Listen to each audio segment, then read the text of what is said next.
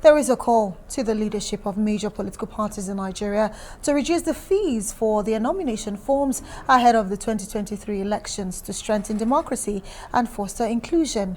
In the 2019 elections, the gubernatorial expression of interest form of the APC was 2.5 million, while the nomination form went for 20 million.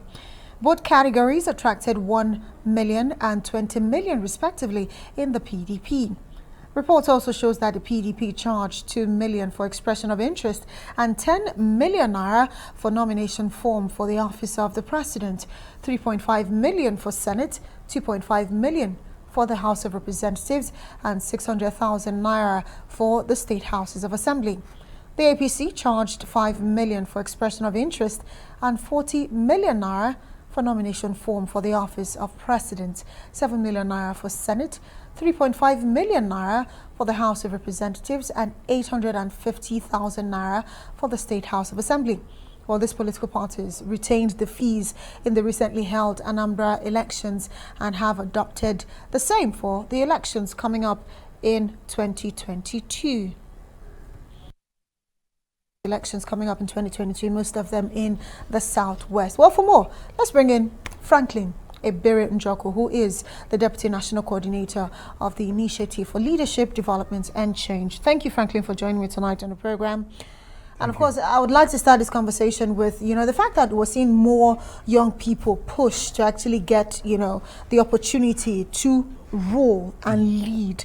But if you look at those figures as, it stands right now, looking at major political parties, we have the not too young to run, but yet these forms are so expensive. Do you think these political parties are indirectly, disenfranchising the youth from really going out for those positions that the youth think they should be involved in? Thank you for having me here. This is a very crucial topic, and I am glad to be here to talk about it, because the IODC has been campaigning about this particular issue since 2015. Because if you say you want a level playing grounds for the youths in the political system and to run the administration and leadership, then you have to go in all ramifications. Because now you can't tell a common youth or an interested Nigerian citizen that has no sponsor or that has been saving his capital gradually to come and run for these offices with the amount of funds and nomination forms involved. It's not possible. It's not possible. Because right now you have people running for these offices with sponsors, and these people cannot go out and carry out the ideas they had for these particular positions they ran for, because they have sponsors and people that will influence their decisions already. But if they went on this independently, I don't think anybody can influence their decisions on whatever leadership positions or initiative they would carry out. They would do it independently, because they acquired their forms and nomination forms privately and independently. So nobody would come and tell them, okay, this is how you're going to do it, this is how you're not going to do it, because of the fact that they sponsored them acquiring these forms.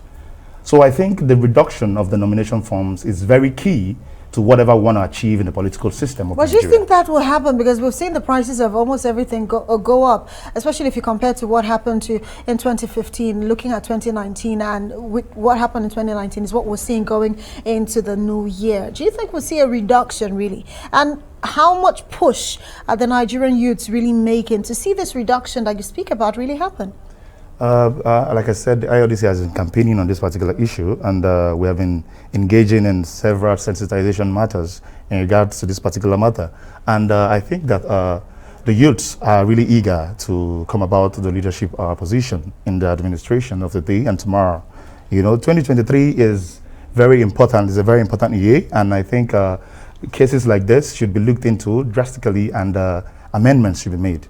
Serious amendments. So who should make these amendments now? Because if you look at the conversation we've had now, looking at the back and forth between the National Assembly and the President, looking at the Electoral Act Amendment Bill, this is not one of the issues raised in that bill as it stands right now. True. So you're talking about an adjustment to political parties and the amount being charged for certain forms, especially to actually allow a certain group of people, be the youths or the women. So who should lead the campaign for that charge? I'm talking at the level that you're looking for. I think the political parties should lead. Who in the political party? Any leader in the political party can lead. Because there are people that are also concerned about these forms and the amount they are in these political parties that are leaders. There are leaders in the political parties, but these political parties and their leaders will argue and tell you this monies we make off of the nomination forms is part of what we use to run the political party itself, talking about paying for the administrative, running of the parties and even campaigning for the candidates of their parties. So what would you say to those that this is a way of making money to take care of the party? There are other ways of making money, even with acquiring these forms at lower cost. For example, you said a Guma nomination form costs for 20 million. How many youths have 20 million to run for governor's seat? How many youths do have that? Do you understand what I'm telling you? So, but if you reduce this amount of this form, you have high amount of youths acquiring these nomination forms, even before the screening. Acquiring the nomination forms is one thing, but being able to actually have the war chest for the campaign. I've been fortunate to be a part of a couple of, campaign trails representing the media, and I see how much is spent on there. And some would argue that for a person who cannot afford to pay 20 million for a gubernatorial form, for instance, how can you really handle the security vote or even the budget of a state? Because it's almost like, a way that you have money, you're used to having money, and now the money will not even phase you when eventually you have access. You know to say a journey of 1,000 miles is one step. You understand? Because you have to start with somewhere first. You have to start somewhere first. If you're talking about the cost of running campaigns, that's a different thing altogether. You understand? If you're talking about you running for an office and you say, okay, I want to run for an office, first of all, you have to have a form. You have to acquire a nomination form. Then you can have people say, okay, this man actually has something to offer, so let's see how we can support this person. Let's put heads together and see how we can make this guy achieve what he wants to achieve. Let's see what he has to offer. Let's get him there and see what he has to do. But if you cannot acquire these nomination forms, then nobody is even listening to you like you're a serious candidate or you really want to run. So I think reduction of these forms are very, very crucial. They are very, very crucial to whatever we're trying to achieve in the political system inclusivity. Right now. Yeah. Would have to say thank you so much, Franklin Ebere-Njoku, Deputy National Coordinator of the Initiative for Leadership, Development and Change. Thank you so much. And of course, he's canvassing for the prices of the nomination forms at the party level to be reduced so that way the youths can get involved.